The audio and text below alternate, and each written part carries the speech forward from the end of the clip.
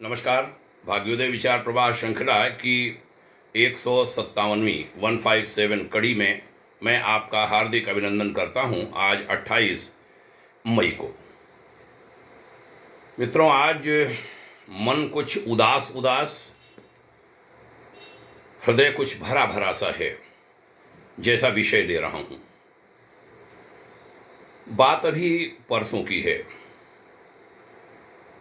एक भाई ने कहा कि भाई ने क्या कहा, मैंने कहा कि ये कैसे होता होगा कि अपने ही देश, अपने ही राजा के खिलाफ अपने ही देश के लोग षड्यंत्र करते होंगे और उसके कारण देश गुलाम बन जाता होगा।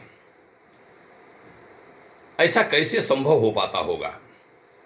एक चिंतक स्तर के वरिष्ठ साथी ने कहा कि भाई साहब, इसमें असमंजस जैसी क्या बात है, अचंभा जैसी क्या बात है? इन दिनों में भी तो यही हो रहा है। मैंने कहा क्यों? बोले परसों 28 मई को प्रधानमंत्री हमारे देश के श्री नरेंद्र मोदी जी भारतीय संसद के नए भवन का लोकार्पण करने जा रहे हैं। उसमें 20 से ज्यादा दल हैं जिन्होंने बहिष्कार करने का निर्णय लिया है। ये क्या है? एक व्यक्ति के खिलाफ एकजुट होने का ही तो भाव है। कैसे भी है उसको गिराओ, कुछ भी हो, देश को चाहे जितना नुकसान पहुंचे। मैं चिंतन करने लगा। बाद में मैं अकेले हुआ तो मैंने बड़ा गहरा चिंतन किया कि देश की संसद के लोकार्पण के समय उसके सांसदों, विभिन्न पार्टियों की सांसदों के प्रमुखों, माने उन पार्टियों के अध्यक्षों के द्वारा उस कार्यक्रम, उस समारोह का बहिष्कार किया जाए। ये तो एक देशद्रोह से बहुत बड़ी बात है, छोटी बात नहीं है।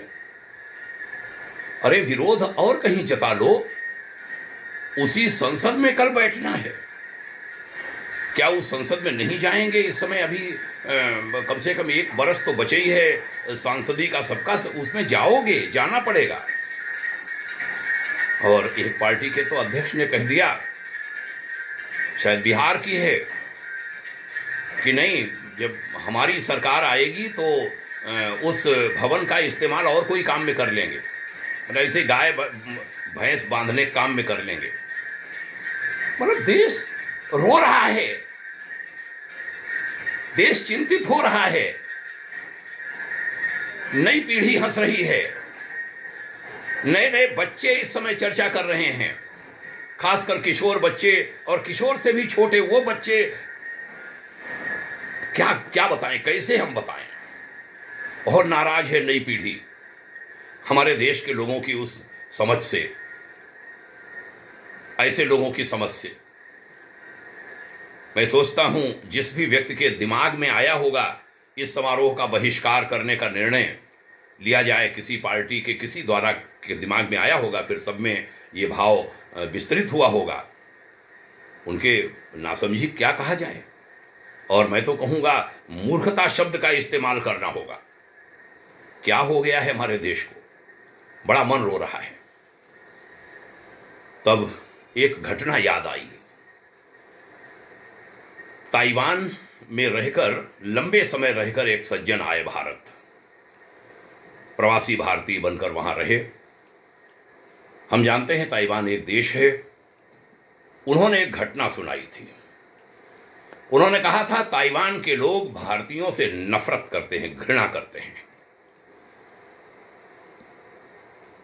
उन्होंने कहा कि लगभग 1 साल मुझे हो चुका था वहां गए, और कई लोगों से हमने दोस्ती करी, फिर भी हमें लगा कि लोग हमसे दूरी बनाकर रखते हैं। किसी दोस्त ने मुझे कभी घर पर चाय आदि तक पर नहीं बुलाया, दोस्ती बहुत हो चुकी थी जबकि। बोले हमें ये बात अखर रही थी। एक करीबी दोस्त से, ताइवानी से पूछ लिया, थोड़ी टाल मटोल की उसने। फिर भाई ने बताया वो कहते हैं जो उन्होंने बताया, मेरे होश उड़ गए। उस ताइवान के दोस्त ने एक सवाल किया, 200 बरस राज करने के लिए कितने ब्रिटिश भारत में रहे? इन्होंने कहा, मैंने जवाब दिया लगभग 10,000। उसने सवाल किया कि फिर 32 करोड़ लोगों को यातनाएं किसने दी? उस समय देश की आबादी 32 करोड़ थी। वह आपके अपने ही लोग थे ना। जनरल डायर ने जब फायर कहा था, फायर, तब 1300 निहत्थे लोगों पर गोलियां किसने दागी थी? उस समय ब्रिटिश सेना तो वहां थी नहीं। फिर उसने उन भारतीय महानुभाव से पूछा कि आप ये बताओ, कितने मुगल भारत आए थे? उन्होंने कितने वर्ष तक भारत पर राज्य किया और भारत को गुलाम बनाकर रखा, और आपके अपने ही लोगों को धर्म परिवर्तन कराकर आपके ही खिलाफ खड़ा कर दिया। कुछ पैसों के लालच में ना अपने ही लोग अपने लोगों पर अत्याचार करने लगे, दुराचार करने लगे। उन भाई ने कहा, तो मित्र, आपके अपने ही लोग कुछ पैसे के लिए अपने ही लोगों को सदियों से मार रहे हैं। आपके इस स्वार्थी, धोखेबाज, दगाबाज, मतलब परस्त दुश्मनों से यारी और अपने भाइयों से गद्दारी, ऐसे लोगों का सम्मान हम ताइवान के लोग कैसे कर पाएं? इसी कारण हम नफरत करते हैं और सख्त नफरत करते हैं भारतीयों से। इसीलिए हमारी कोशिश रहती है कि हम भारतीयों से सरोकार न रखें। फिर उन ताइवान के व्यक्ति ने बताया कि जब ब्रिटिश हांगकांग में आए थे तब एक भी व्यक्ति उनकी सेना में भर्ती नहीं हुआ, क्योंकि उन्हें अपने ही लोगों के विरुद्ध लड़ना और उन्हें मारना गंवारा नहीं था। ताइवानी भाई बोले कि ये भारतीयों का दोगला चरित्र है कि अधिकांश भारतीय हर वक्त बिना कुछ सोचे समझे पूरी तरह बिकने के लिए तैयार रहते हैं, कुछ सिक्कों के लिए। और आज भी भारत में यही चल रहा है। विरोध हो या कोई मुद्दा, राष्ट्र विरोधी गतिविधियों में और खुद के फायदे वाली गतिविधियों में भारत के लोग आज भी राष्ट्र हित को हमेशा दूसरे स्थान पर रखते हैं, दोयम दर्जे पर रखते हैं। आप लोगों के लिए मैं और मेरा परिवार पहले रहता है, समाज और देश तो जाए भाड़ में। ये शब्द थे उन ताइवानी भाई के, हमारे भारतीय से। मित्रों, मैं आज जो लोकार्पण होने जा रहा है भारतीय संसद का, उससे जोड़कर ये बात कहने की कोशिश शायद नहीं कर रहा हूं, लेकिन हां, शायद कर रहा हूं,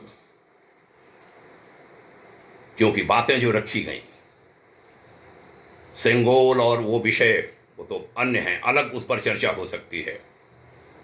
75 वर्षों तक सेंगोल जैसी बातों को छिपाया गया, जो हमारा गौरव था, वो शिवत्व का प्रतीक था। सेंगोल भारतीयत्व का प्रतीक था, भारतीयता का, हमारी संस्कृति का। उसको एक पूर्व प्रधानमंत्री की टहलने वाली छड़ी बताकर हमने कहीं कोने में डाल दिया था।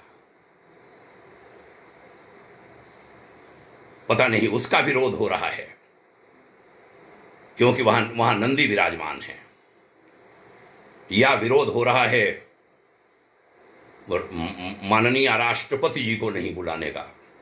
कारण क्या है समझ में नहीं आता। अनेक अवसर ऐसे आए हैं जब हमने राष्ट्रपति को सम्मान नहीं दिया, प्रदेश के राज्यपालों को नहीं बुलाया, जबकि उन्हीं के हाथों वो गतिविधियां होनी थी। मत कहलवाइए ये सब चीजें देश के लोगों से। मीडिया बहुत कुछ कह रहा है। बड़े दुखी मन से आज की चर्चा का समापन करता हूं। भगवान करे सद्बुद्धि आए। गायत्री मंत्र दिया था, गायत्री महाविज्ञान लिखकर पूज्यवर गुरुदेव आचार्य श्री राम शर्मा जी ने, और बड़े सारे लोगों के विरोध के बावजूद गायत्री मंत्र के द्वार सभी के लिए खोल दिए थे। सारी जात बिरादरियों, स्त्रियों, पुरुषों, सभी के लिए। शायद वह भी बुद्धि नहीं बदल पाया हम सबकी, धियो यो नः प्रचोदयात् सफल नहीं हो पाया, जिसमें हम कहते हैं हे भगवान, हमारी बुद्धि को सन्मार्ग पर चलने की प्रेरणा दो। हे ईश्वर, हे माँ गायत्री, धियो यो नः प्रचोदयात् सफल हो जाए हमारे गुरुदेव का और लोगों को सद्बुद्धि आ जाए। अब यह देश अपनी बर्बादी नहीं चाहता, यह देश जाग चुका है, इसका एक बहुसंख्यक वर्ग खड़ा हो चुका है, वह नहीं होने देगा ये सब तमाशे। और भाग्योदय फाउंडेशन का आह्वान है हमारे देश की नई पीढ़ी से। मैं कोई किन्हीं नरेंद्र मोदी या किसी भारतीय जनता पार्टी के लिए यह अपील नहीं कर रहा हूं, क्योंकि मैं किसी व्यक्ति या पार्टी की बात नहीं करता, मैं अच्छे लोगों की बात करता हूं, जो राष्ट्र की चिंता करते हैं, जो उसको आगे बढ़ाते हैं, जो उसकी इज्जत को दुनिया भर में बढ़ाते हैं, उनका सम्मान करता हूं, उस पार्टी का भी, उन व्यक्तियों का भी। अच्छे लोग आएं, देश की राजनीति शुद्ध हो जाए, भगवान करे, हमारा देश बहुत ऊंचा उठे। यही आज रविवार के दिन, 28 मई के दिन, बड़े खास दिन पर, जब भारत को एक नई संसद मिलने जा रही है, शुभकामना कहता हूं, प्रार्थना करता हूं और वर्तमान भारत सरकार से यह भी निवेदन करता हूं, स्वाधीनता संग्राम सेनानी आज के इस राजनीतिक दलों के निर्णयों पर उनकी आत्माएं रोती होंगी, वह विलाप कर रहे होंगे, वह चीत्कार कर रहे होंगे, वह बड़े दुखी होंगे कि क्या इसी के लिए हमने देश को आजाद कराया था, कि हमारे ही लोग बड़ी मुश्किल से जो हमने संसद दी है बैठने के लिए, उसमें बैठने से इनकार करेंगे। बहुत दुखी होंगे, वह बहुत दुखी होंगे। उन स्वाधीनता संग्राम सेनानियों की जीवात्माओं को शांति मिल जाए, सदगत मिल जाए, इसके लिए मोदी सरकार पुराने भवन को स्वाधीनता संग्राम सेनानियों के नाम कर दे, उनके नाम कर दे, उनके नाम कर दे।